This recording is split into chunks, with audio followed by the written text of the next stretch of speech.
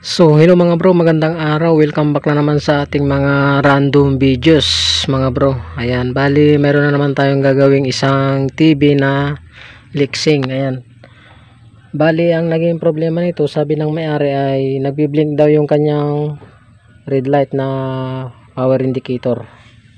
Ayan, so subukan nating testingin mga bro. Ayan, so saksak natin.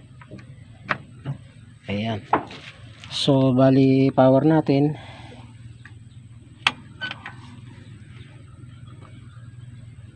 Ayan, so bali naka-steady naman yung kanyang naka-standby. So i-power natin itong P+. Ayun, so nag-oscillate yung kanyang flyback, pero ayun umaandap-andap yung kanyang ayan nagbi-blink-blink.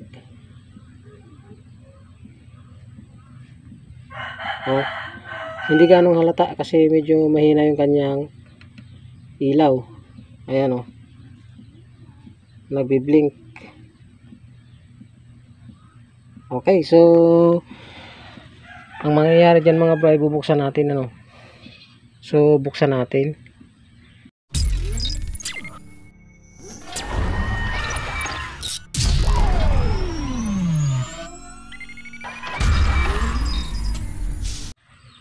Okay mga bro, bali nabuksan na natin yung ating repair na TV na liksing. Ayan, bali tanggalin natin yung kanyang board. Bali ang unang suspect natin dito mga bro ay yung yung pinaka transistor ng horizontal natin. Ayan, subukan nating i-test. Baka shortage. Minsan mga bro, yun yung isang pumipigil. Kaya ito yung nakakonect dito sa flyback natin, yung pinaka transistor. Check natin kung baka shortage.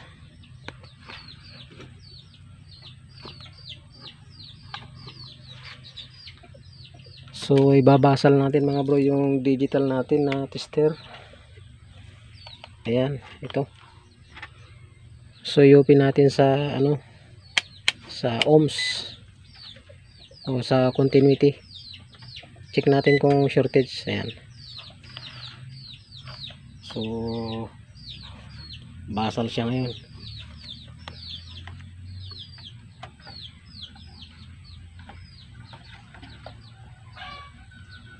Ayan, so i-check natin mga bro yung transistor natin sa may horizontal. Pag nagbas ito mga bro, ibig sabihin shortage. Ayan, tapos balik na rin natin. Pag nagbas pa rin o umugong, yung tester natin ay shortage. Ayun, shortage.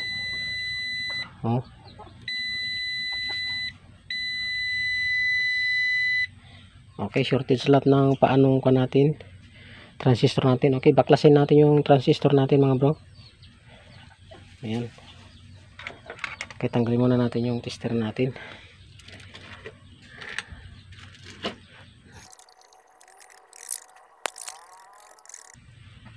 So mahaba yung kanyang paa, putulan natin, hindi ng soldering desoldering pump. Hindi niya matanggal yung pinaka lead. Ayan, natanggalan natin yung pinaka mahabang paa ng natin transistor. Okay, tanggalin natin.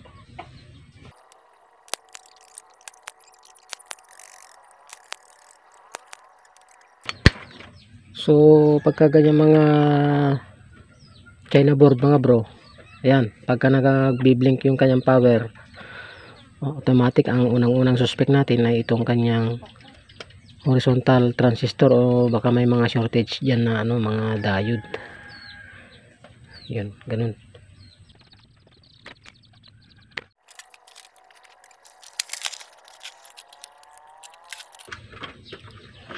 So bali tanggalin natin yung transistor natin.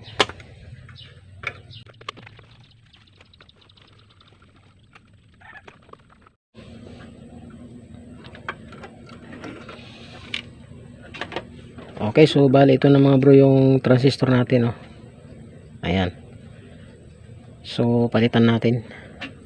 O i-check natin ulit. I-confirm natin kung talagang shortage na siya.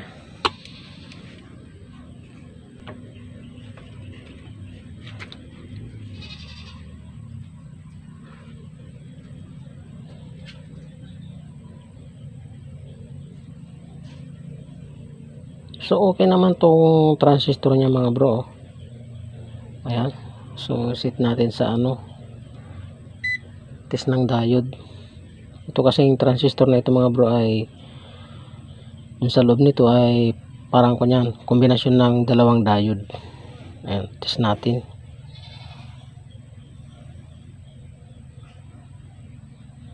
Ayan, 0.5, 0.4 yung kabila, yung base saka collector saka yung collector saka emitter ay 0.5. Tapos dapat pag binaliktad natin yan ay walang reading. Ayan, oh, good pa siya. Ibig sabihin mga bro, yung pagka shortage niya ay nasa board. Doon natin nahanapin kung ano yung pinaka shortage niya. Okay, hanapin natin dito sa board ng TV yung pinaka shortage.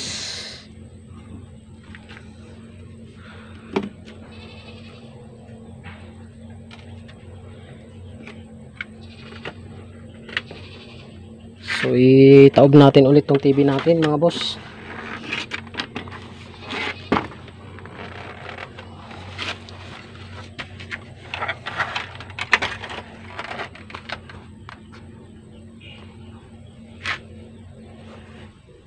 So bali i-check natin mga bro yung board natin kung may shortage pa.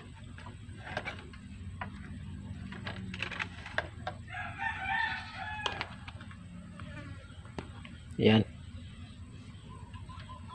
So check natin.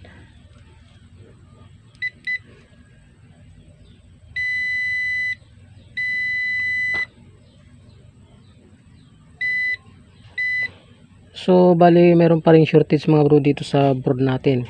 Bali ang i-check natin dyan ay yung pinaka diode natin na papunta rito.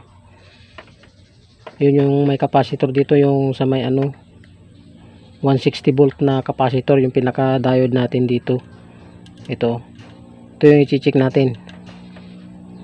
Okay, baklasin natin yung diode o ihang natin yung diode. Kapag nawala yung shortage, ibig sabihin yung diode ang shortage mga bro.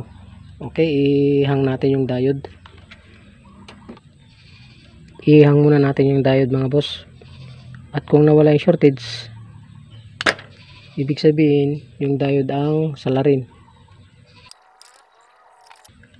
So ayun, na ihang na natin yung diode.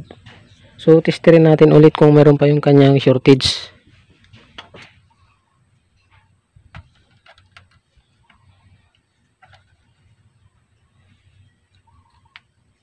So test natin.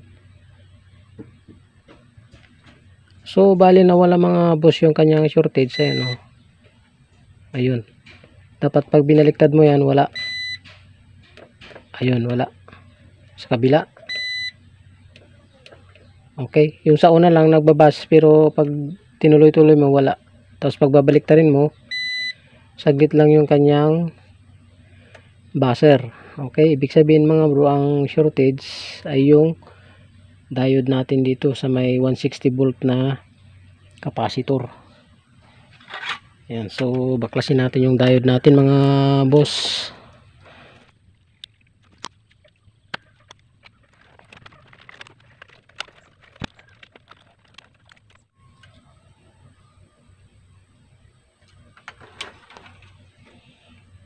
So ito yung diode natin mga boss. Okay, testerin natin dito sa nakalabas siya na kan.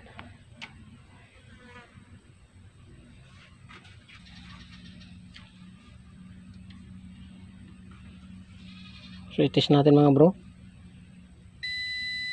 Tapos baliktarin natin.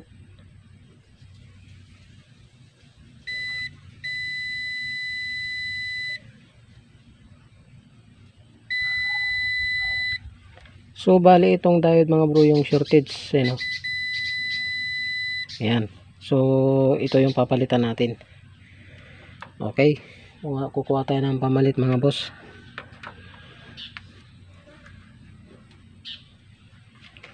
So bali ito yung pamalit natin mga boss. So ayan o. Ayan, bali kinahoy din natin dun sa may isang board natin. Ayan, dito natin kinuha. Okay. So ilagay natin yung diode.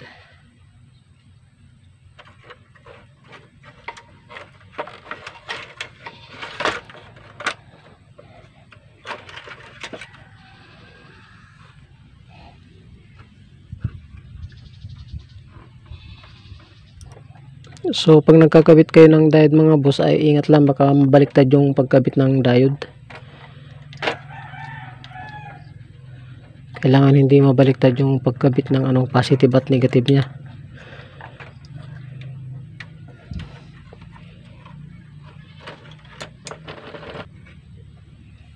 Okay, so bali hinangin na natin. Ayan. So bali check lang natin kung mayroong nagdikit. So wala namang nagdikit. Ayan. So bali balik na natin mga boss yung kwan dito, yung transistor na tinanggal natin. So ibalik na natin itong mga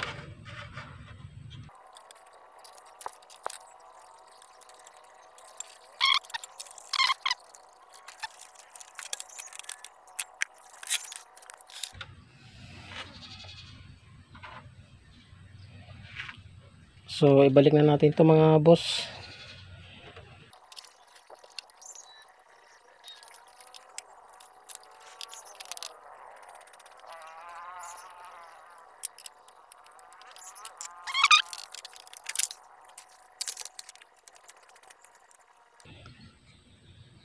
So bali tiyaga lang talaga mga boss mag troubleshoot.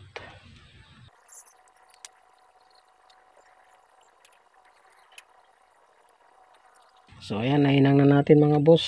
Subukan na natin yan, testingin. O testerin natin kung kuan.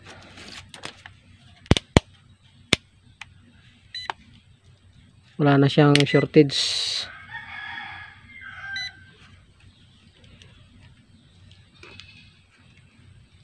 So check natin.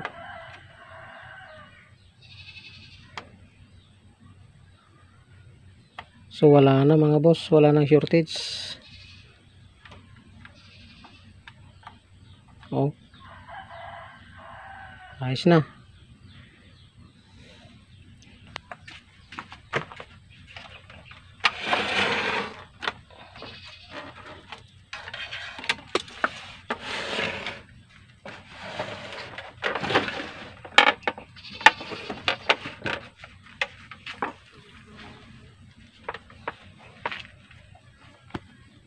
So saksak natin. Ayun. Yun, nag-automatic siya.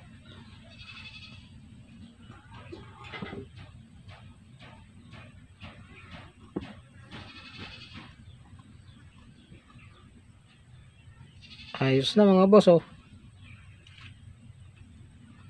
Subukan nating patayin ulit.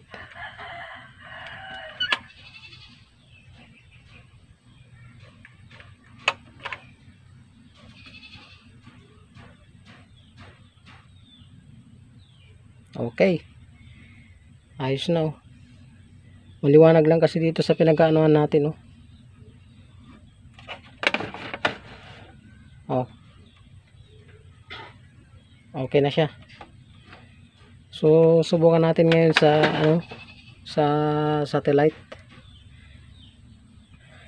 So testing natin mga boss sa satellite. So saksak natin tong satellite natin.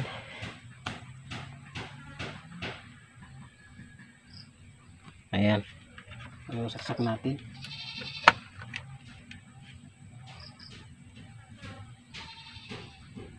Tapos lagay natin yung video nya. Ayan. ang pakikipag-cooperate niya. Malat!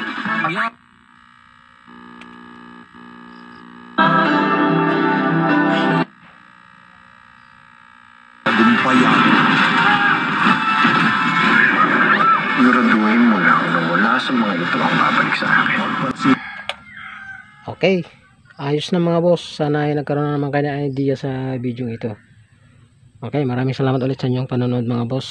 At ingat palagi sa pagre-repair. Ayos.